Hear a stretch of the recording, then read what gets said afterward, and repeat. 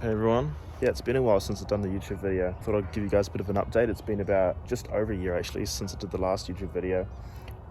So yeah, much needed update. So with the daily, with the 1G, I've done a bit of a Lexus badge swap on it. So as you can see, it's got the Lexus grille from an IS200. Of course, the IS300s didn't come here in New Zealand. Kind of hard to find here in New Zealand, not gonna lie, but managed to pick one up. This dude was parting his car because he was converting it into a bit of a drift missile of some sort, so bought it off him. I've also put on some Lexus rims that I originally put on the 2J Altezza. It's the first set of rims that I got, which I don't think I showed you guys. So as you can see, I got them on now. They are GS300 or GS350 rims, factory rims. They look pretty dope. On the stock Altezza, it has 17 by 7s in the front and 17 by 7.5s in the back, I think. And the stock GS350 rims are 17 by 7.5s on the front and 17 by 7.5s on the back. Basically, from what I remember, they are half an inch wider in the front than factory, so it pokes out a little bit more, but it actually makes the fitment a lot better in the front, although the fitment in the back is the same as stock, and that's sort of in a little bit, as you can kind of see. I have actually also swapped over the engine cover, which I'll show you. I'll just hold it up like this. You can see I've got the Lexus badge for the plastic trim piece that holds the air filter. So I've also got that along with all the badges and such. The only thing I haven't swapped out is the Lexus badge on the steering wheel for the airbag cover, horn fucking thing, God it's called. Which I'm planning to do, but it's just quite hard to find. But yes, that's the update on the daily. An update for the 2J one. So I've gone through a couple of sets of rims. So as I said before, I put on the Lexus GS350 or GS300, I can't remember, rims first. And then I bought a set of 19-inch rims from a car that was imported from Japan. And I bought them because they had a pothole. Got the whole set for $100, which was a pretty sweet deal. I thought, hey, well, if it's $100 to buy them, like what, 300, 400 to repair them, then that's what, $600 for like a $900 set of rims. I was like, yo, that's a pretty sweet deal. So I bought them, sent them away to get fixed. Because of the dent being so close to the spokes of the rim, it was unable to be fixed for, you know, a reasonable price. They said that they could send it off to a specialist shop, but it probably won't be worth it. It'll probably be like, I think they said it'll be like almost $1,000 or something. So it's like, oh well. Still have yet to see if someone else wants to do something with them or use them as a trailer wheels. So I still got them, but $100, you know, it's not that big of a loss. And then what else? So I got some BBS rep ones, which I'll also show you guys. They look pretty sweet. I still got those. Haven't sold any yet. My mate Daniel might buy them, not too sure. But yeah, so I've got those ones, the BBS looking ones. And then most recently, I bought these ones. These are also from Japan. These I think are XK87s or something like that. They look pretty good. They got a bit of depth in the back. These are 19-inch rims. Oh, the BBS ones, BBS rep ones, they are 18s. And these ones are 19s. So the fitment is pretty good on these. I did have to roll the fenders, and they do poke out a tad bit. It was more so a problem in the rear with the rubbing and such, and I haven't even put on the lowering springs yet.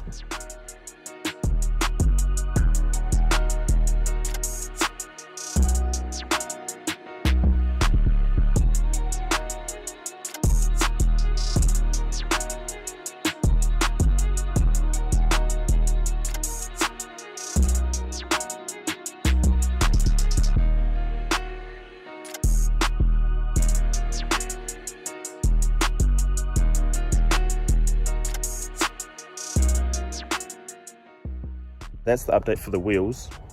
We've also bought a couple grills, not just the Lexus one, but I got a mesh grill that had Altezza on it. The Altezza part isn't able to be removed because it's part of the mesh grill, but I took out the mesh part and I swapped it in for the Neo Gita bumper, because of course you can't take out the grills. So it's got the Altezzas emblem on now, but I couldn't really put it on correctly because of where the Altezzas thing is, so I've had to move it up and that way a little bit. So I do have a bit of a hole here, but I mean it looks fine. And yeah, yeah, it's not really going anywhere. That's the main thing, really.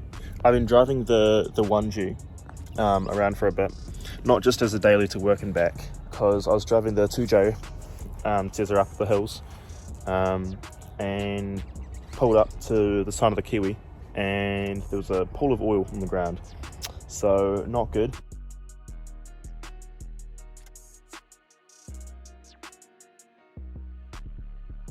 A couple of things I still got to do is put in the fender liner for the front right fender, because I took that one out when I was rolling the fenders, but I haven't put that one in back again. There's so many screws and bolts and shit that go into the fender liners. It honestly astonished me. It's a bit of a pain to put back in, but that's on my to-do list.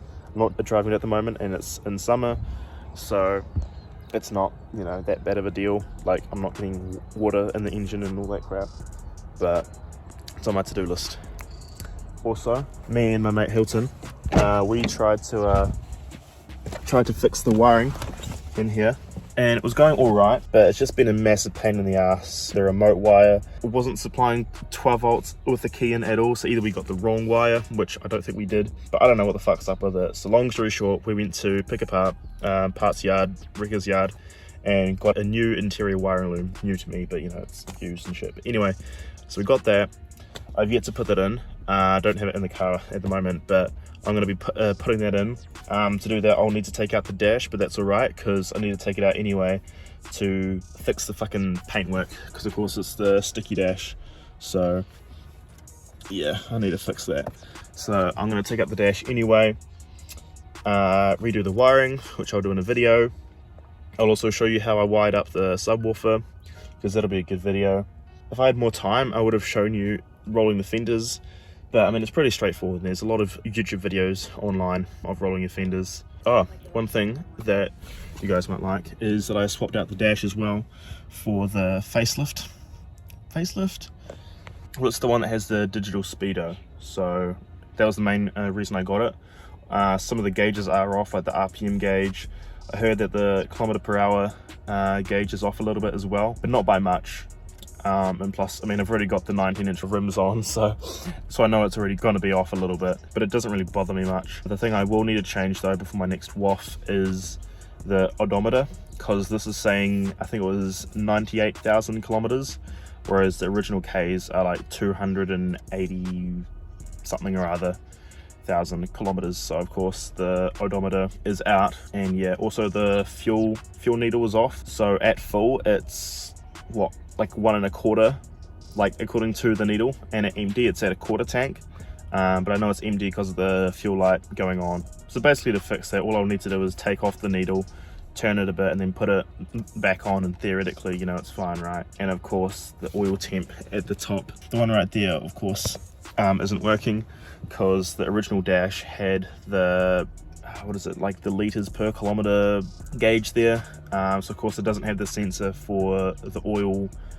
temperature, so of course it's showing low at all times, but that doesn't really bother me. But if I really wanted to have all of the dials working, then I could install a sensor. I think a couple of people have done that before and wired it all up and everything.